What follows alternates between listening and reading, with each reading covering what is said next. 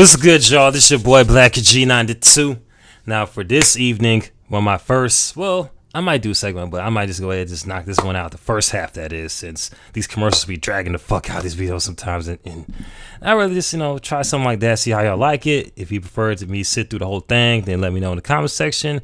Want me to just split into two parts, especially if it goes like past the 20-minute mark as far as these type of videos. But anyway, let's get to it. This is tonight I'm doing a reaction to Wrestle with Andy's documentary titled Ringside Advocates, Wrestling's Greatest Managers, to see what the lineup's looking like in about 3, 2, 1 for this first part, the first 10, 11 minutes. Being a wrestling manager is an art form unto itself.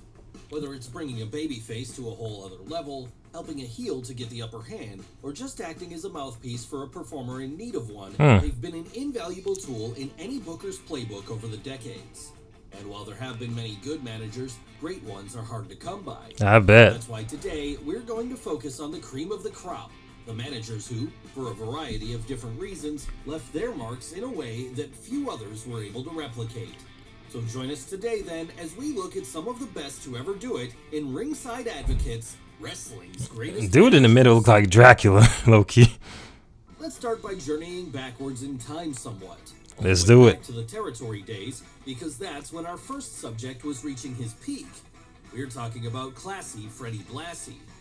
Yes, while he would later be great as a manager, Blassie would first excel as a wrestler, acting as a top heel everywhere he went, and often winning world titles in the process. That's what's In up. the mid-70s, though, with his body starting to break down, Blassie knew that if he wanted to continue on in the industry, then he'd have to find a new role. And luckily, as one of the best talkers out there at the time, he was able to transition into management pretty easily. Now, also, post in the comment section about looking up them throwback black and white wrestling matches, because I'm into like looking up stuff that took place back in that era or whatever, and do that compare and contrast to how it started, where it's going.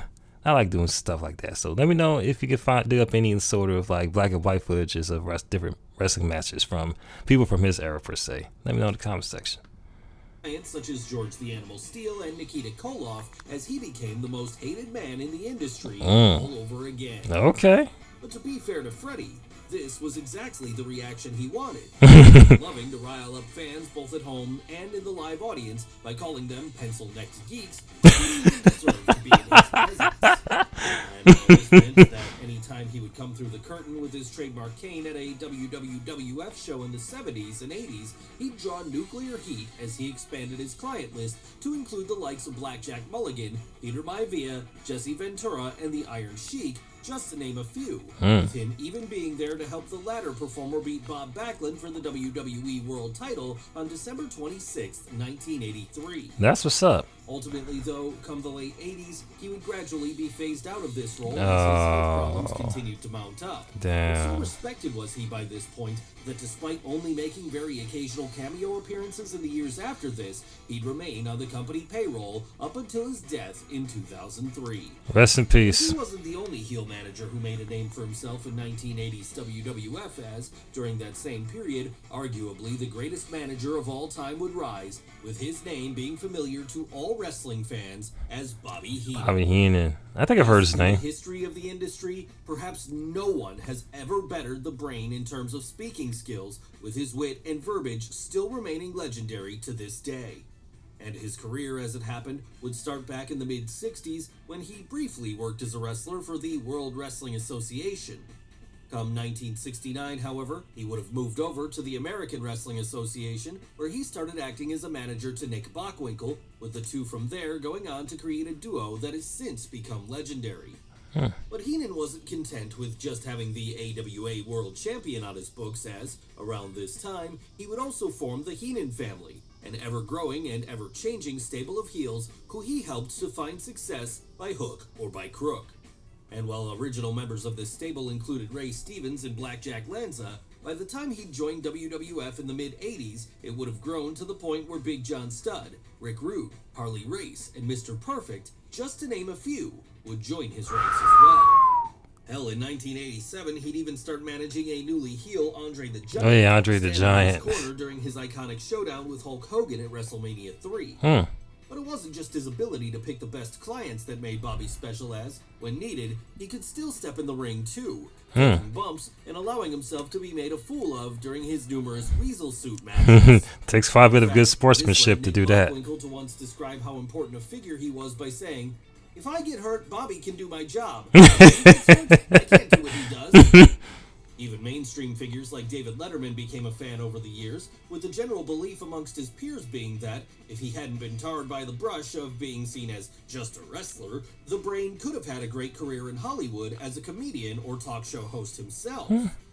But while he would never get this, he would continue to be an important figure in the wrestling industry, whether it be acting as a manager for Ric Flair during his early 90s run with WWF, or serving as a commentator for WCW during the late 90s, there letting his verbal skills shine every time he opened his mouth.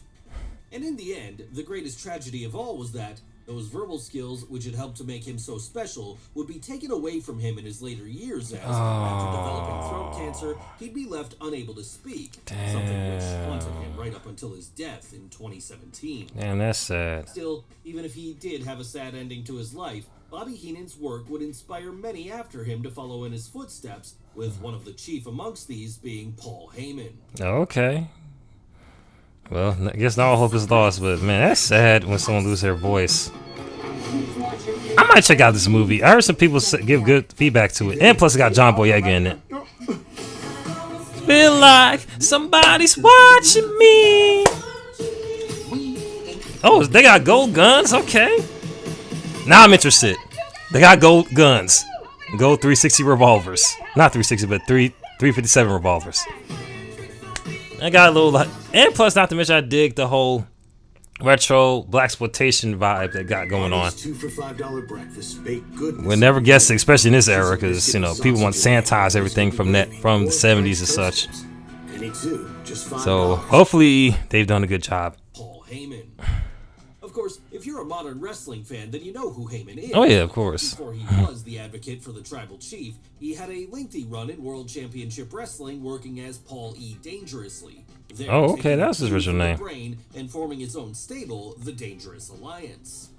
And this incarnation of Paul, which saw him portray a slimy 80s yuppie, would allow him to pick up clients such as Rick Rude, Bobby Eaton, and a young Steve Austin along the way. Okay. From there, though, that's impressive. he moved away from management for a while, as he instead spent much of the 90s acting as the owner and booker of Extreme Championship Wrestling, a renegade promotion that acted as the catalyst for the Attitude Era.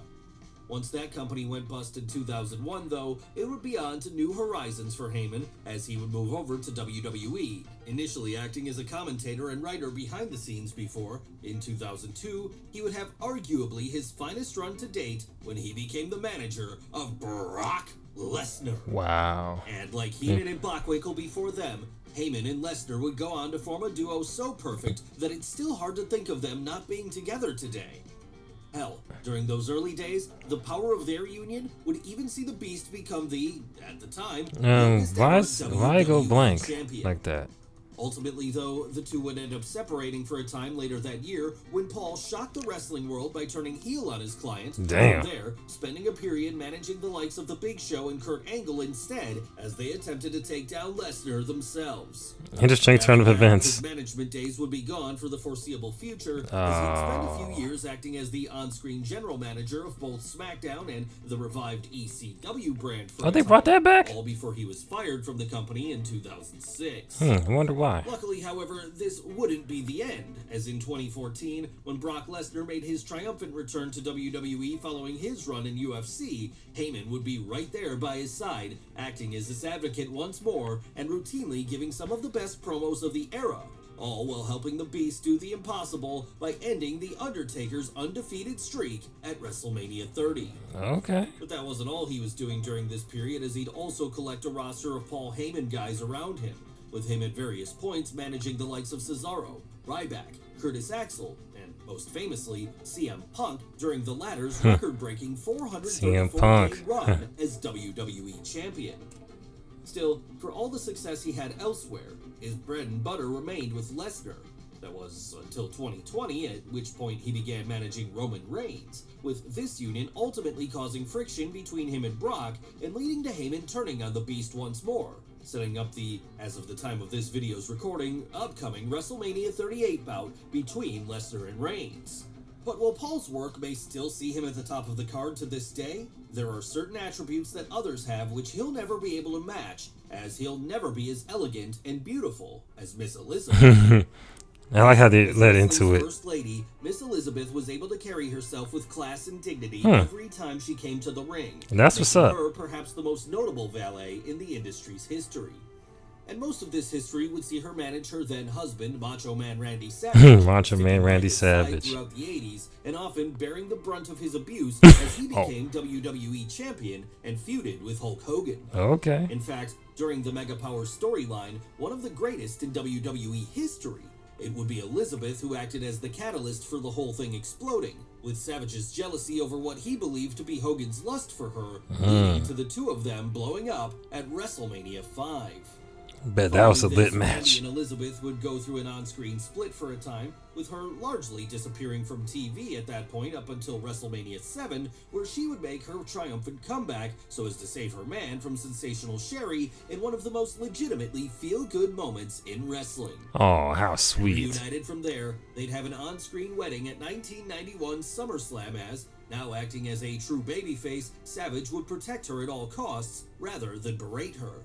That was up until 1992, at which point the two would get divorced for real, and Miss Elizabeth would disappear from WWF forever, only reappearing 4 years later in WCW where, despite them no longer being together, she would once again act as the Macho Man's manager for a time. I bet that was quite an event. Elizabeth would end up falling in love with Lex Luger.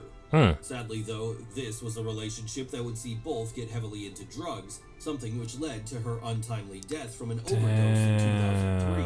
A sad end for the princess who everyone hoped would be able to live out her fairy tale forever. Damn, that's fucked up. But Elizabeth wasn't the only woman who made a name for herself in the manager in the wrestling world as, in the mid-90s, WWE had someone of their own who could fill this role, albeit in less of an 80s Disney style and more of a 90s girl power mold. Hey. And that, of course, was Sunny. Bring back that time period. Sunny had it all. The look, the charisma, and verbal skills required to be one of the biggest stars in the industry. A feat she was briefly able to achieve during WWF's New Generation. She was everywhere. Got a nice body to it, too. Booth, doing backstage interviews, or more importantly, acting as a manager for her real-life boyfriend, Chris Candido, someone who was then going by the name Skip.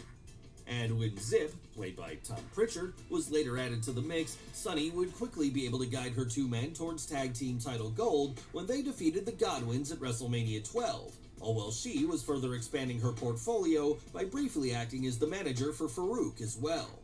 After that, she'd even spend a short time managing the Legion of Doom, but despite her best efforts, she was never able to match the success she had with Skip, something which ultimately led to her leaving the company in 1998 and following him over to Extreme Championship Wrestling, and then later World Championship Wrestling, where the two would resume their union.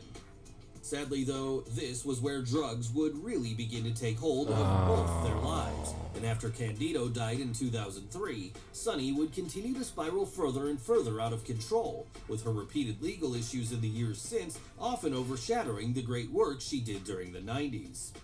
And that's a shame because that really is. Now it's undeniable she was one of the top managers of her era. I bet she was. Stand right alongside our next subject, Paul Bearer.